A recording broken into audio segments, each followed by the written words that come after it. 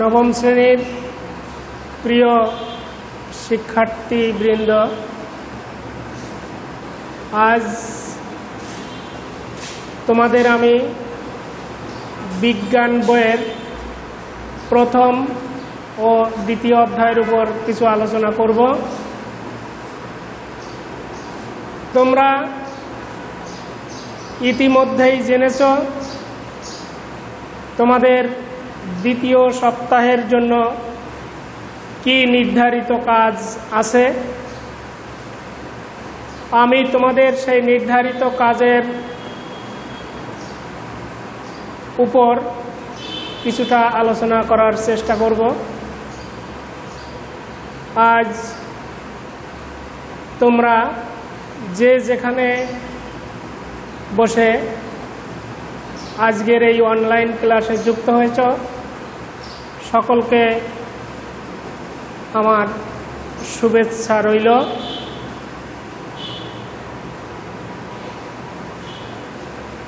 আজ আমি তোমাদের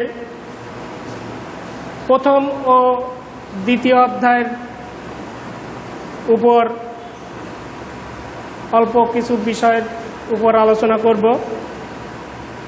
তো প্রথম অধ্যায়ে আমাদের আছে উন্নততর জীবনধারা, আর দ্বিতীয় অধ্যায়ে আছে জীবনের জন্য পানি।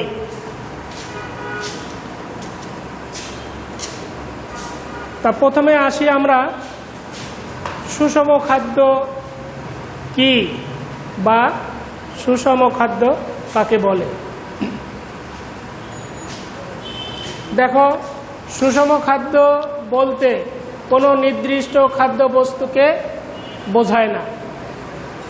আমরা সুষম খাদ্য বলতে কোনো একটা নির্দিষ্ট খাদ্যকে বোঝাচ্ছে না, যে খাদ্যে ৬টি উপাদান গুণাগুণ অনুসারে উপযুক্ত পরিমাণে থাকে এবং যে খাদ্য গ্রহণ করলে দেহ স্বাভাবিক কাজকর্মের জন্য উপযুক্ত পরিমাণ ক্যালোরি পাওয়া যায়, তাকে সুষম খাদ্য বলে। তাহলে আমরা সুষম খাদ্য কাকে বলে সে সম্পর্কে আমরা জেনে নিলাম। এরপর আমরা যে বিষয়টি নিয়ে আলোচনা করব সেটা হলো বডি মাস ইন্ডেক্স। সাধারণত শিশু জন্মগ্রহণের পর তার দেহের বৃদ্ধি ঘটতে থাকে এবং পরবর্তীকালে শৈশব, কৈশোর ও যৌবন ও প্রাপ্তবয়স সে উপনীত হয়। মানব দেহের বৃদ্ধি সাধারণত ২০ থেকে ২৪ বছর পর্যন্ত হয়ে থাকে। এই বয়স পর্যন্ত মানুষের উচ্চতা বৃদ্ধি পায়। এরপর মানুষের উচ্চতা আর বাড়ে না। তখন খাদ্যের কাজ শুধু দেহের ক্ষয়পূরণ ও দেহকে সুস্থ সবল রাখা। প্রাপ্ত বয়সে সুস্বাস্থ্যের জন্য উচ্চতার সাথে ওজনের একটা সম্পর্ক থাকা দরকার। উচ্চতার সাথে দেহের ওজনের সামঞ্জস্য রক্ষা করার সূচককেই আমরা BMI বা বডি মাস ইন্ডেক্স বলে থাকি। উচ্চতার সাথে দেহের ওজনের সামঞ্জস্য থাকে, তবেই পুষ্টিগত দিক দিয়ে শরীর সুস্থ বলা হয়। এখন দেখো, বিএমআই এর পূর্ণরূপ হলো বডি মাস ইন্ডেক্স। আর বিএমআই বের করার যে সূত্র সেটা দেহের ওজন কেজিতে, দেহের ওজনটা কেজিতে লিখে তাকে যদি দেহের উচ্চতা মিটার এর বর্গ দিয়ে ভাগ করি তাহলে যে ফলাফলটা আসবে সেটাই আমাদের বডি মাস ইন্ডেক্স।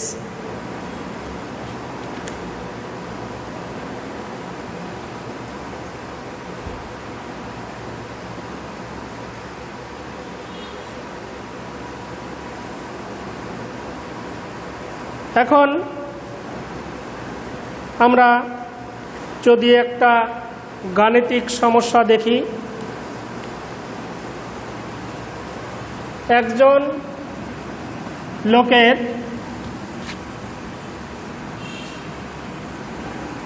ওজন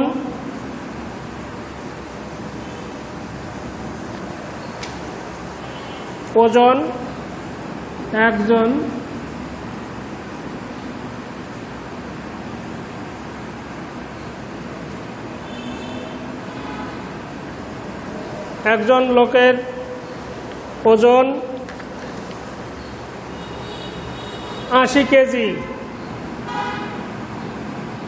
80 কেজি এবং তার উচ্চতা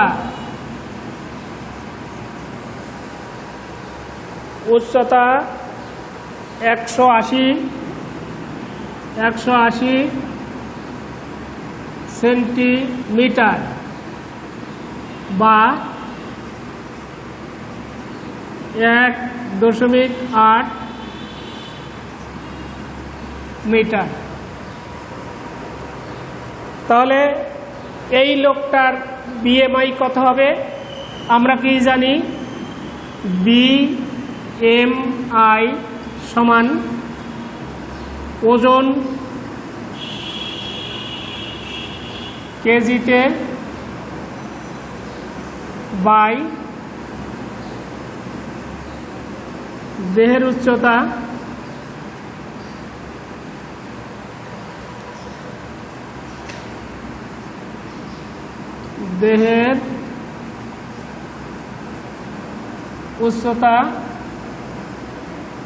মিটার তার স্কয়ার। তাহলে আমরা এখানে কত পেয়েছি?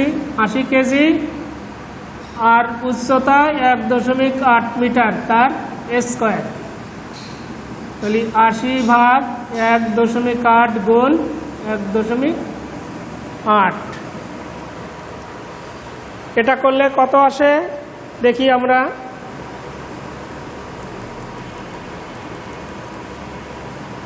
1.8 into 1.8, 3.24। 80 ভাগ 3.24, তাহলে আসে কত? 80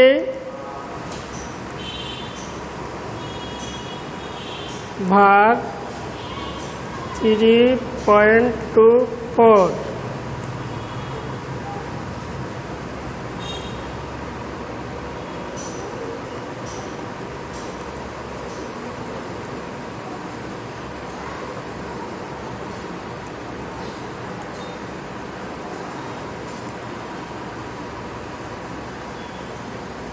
চব্বিশ দশমিক 69 বাই আমরা একে লিখতে পারি 24.7 প্রায়।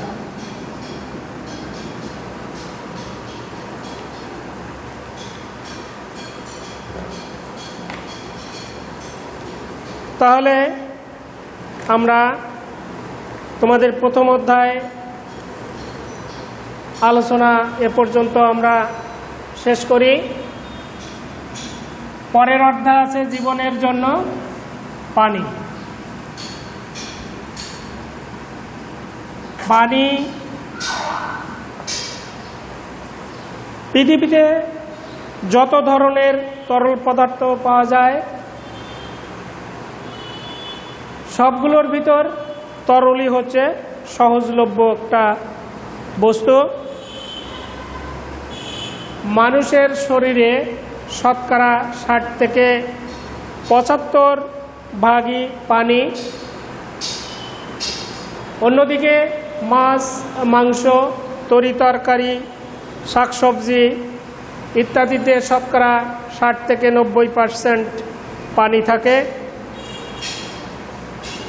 পৃথিবী পৃষ্ঠের শতকরা 75 ভাগই পানি। আমরা জানি বরফের গলনাঙ্ক 0 ডিগ্রি সেলসিয়াস এবং পানির স্ফুটনাঙ্ক 100 ডিগ্রি সেলসিয়াস। পানির একটি বিশেষ ধর্ম হলো এটি বেশিরভাগ অজৈব যৌগ ও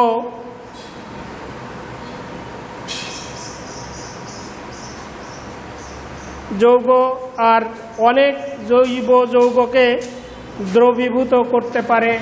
এজন্য পানিকে আমরা সার্বজনীন দ্রাবক বলে থাকি।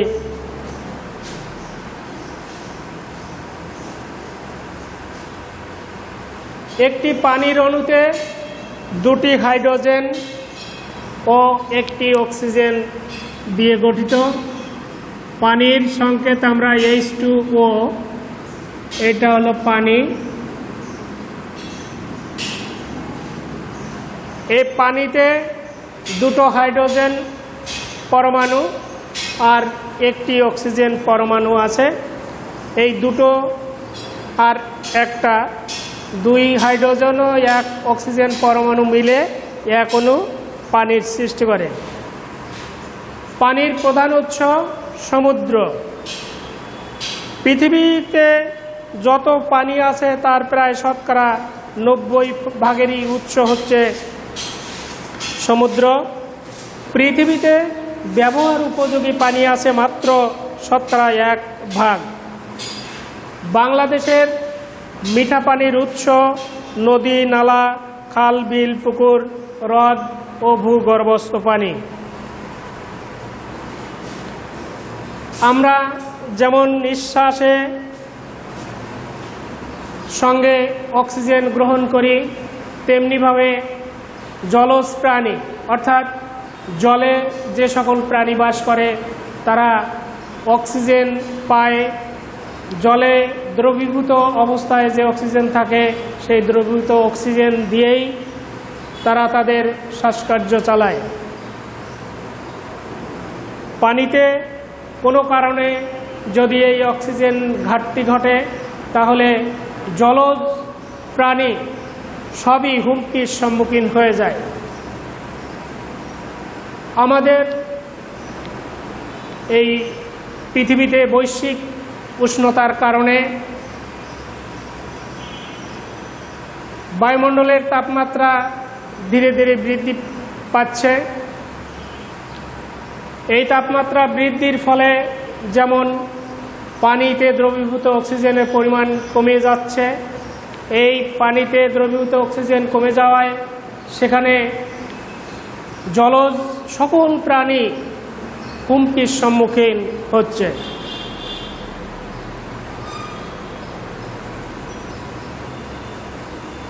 পানির পিএইচ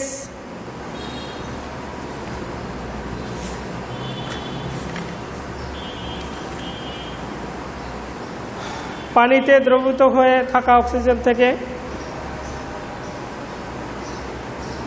একটা পানি সে নিরপেক্ষ না ক্ষারীয় না অম্লীয় এটা নির্ভর করে পানির পিএইচের উপর। পানির পিএইচ যদি 7 হয় তাহলে সে পানিটা নিরপেক্ষ, সে পানিটা না অ্যাসিডীয় না ক্ষারীয়। আবার পানির পিএইচ যদি 7-এর নিচে আসে তাহলে সে পানিকে আমরা অ্যাসিডীয় পানি বলতে পারি। আবার পিএইচের মান 7-এর বেশি হলে সেটা আবার ক্ষারীয় হয়ে যায়। তবে দেখা গেছে নদী, খাল, বিলের পানি pH 6 থেকে 8-এর মধ্যে যদি থাকে, তাহলে পানিতে বসবাসকারী সকল জলজ প্রাণী তারা নিরাপদে নির্বিঘ্নে তাদের জীবন চালাতে পারে।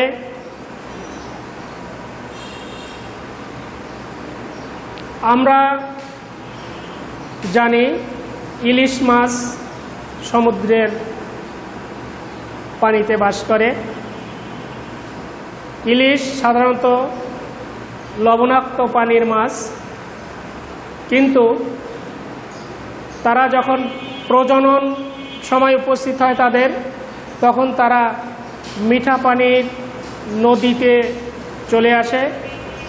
এর একমাত্র কারণ লবণাক্ত পানিতে তাদের প্রজনন হয় না, তাদের ডিমগুলো থেকে পরবর্তী বাচ্চা ফোটে না, ডিমগুলো নষ্ট হয়। এজন্য ইলিশ মাছ তাদের প্রজননকালে, প্রজনন ঋতুতে তারা মিঠা পানির দিকে চলে আসে। এরপর আমরা আসি মানসম্মত পানির আমাদের প্রয়োজন কেন। সকালবেলা ঘুম থেকে উঠে আমাদের যে বিশেষ জিনিসটির প্রয়োজন হয় সেটা হলো পানি। আমরা ঘুম থেকে উঠেই হাত মুখ ধোয়া থেকে শুরু করে রান্নাবান্না, কাপড় ধোয়া, সর্বোপরি খাওয়ার জন্য পানি অপরিহার্য। এই পানি যদি মানসম্মত না হয় তাহলে প্রত্যেকটা কাজেই সমস্যা হবে। আমরা উদাহরণস্বরূপ বলতে পারি, আমরা যে পানি পান করি সেটা যদি দুর্গন্ধযুক্ত হয় বা লবণাক্ত হয়, তাহলে আমরা সেটা আর পান করতে পারি না। আমাদের দেশে দক্ষিণ পশ্চিমাঞ্চলে অনেক জেলায় নদী আর ভূগর্ভস্থ পানি লোনা হয়।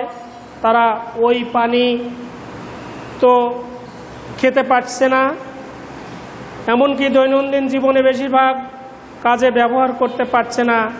বৃষ্টির পানি সংগ্রহ করে সেটা সংরক্ষণ করতে হয় এবং পরবর্তী সেটা জীবাণুমুক্ত করে সেটা খাওয়ার কাজ, রান্নার কাজ এবং অন্যান্য কাপড় চোপড় ধোয়া, সাংসারিক অন্যান্য কাজে ব্যবহার করতে হয়। সমুদ্রের পানি লোনা বলে এই পানি দিয়ে আমাদের কৃষিকাজ চলে না। সমুদ্রের পানি প্রচুর লবণ থাকে, যেটা শিল্প কলকারখানায় ব্যবহারের অনুপযোগী। তার কারণে লবণাক্ত পানি ব্যবহার করলে শিল্প কলকারখানায় দামি দামি যে মেশিন পার্টসগুলো আছে সেগুলো নষ্ট করে ফেলে। একইভাবে বেশিরভাগ ফসল লবণ পানিতে জন্মাতে পারে না, অর্থাৎ লবণ পানি কৃষিকাজের জন্য উপযোগী নয়। এক কথায় বলা যায়, শিল্প কলকারখানা থেকে শুরু করে কৃষিকাজ আর দৈনন্দিন জীবনের প্রত্যেকটা কাজেই মানসম্মত পানির খুবই দরকার। তা না হলে একদিকে যেমন মানুষের স্বাস্থ্যহানি ঘটবে, অন্যদিকে অর্থনৈতিকভাবেও দেশের মারাত্মক ক্ষতি সাধিত হবে। এই ছিল আজকে আলোচনার বিষয়। তোমরা যে যেখান থেকে আমার এই অনলাইন ক্লাসটা অংশগ্রহণ করলে তাদের সকলকে আবারও ধন্যবাদ জানিয়ে এবং তোমাদের সেই নির্ধারিত কাজ নির্দিষ্ট সময়ের মধ্যে আমাদের কাছে জমা দেওয়ার অনুরোধ জানিয়ে আজকের মতো আমার ক্লাস শেষ করছি। সকলকে আবারও ধন্যবাদ।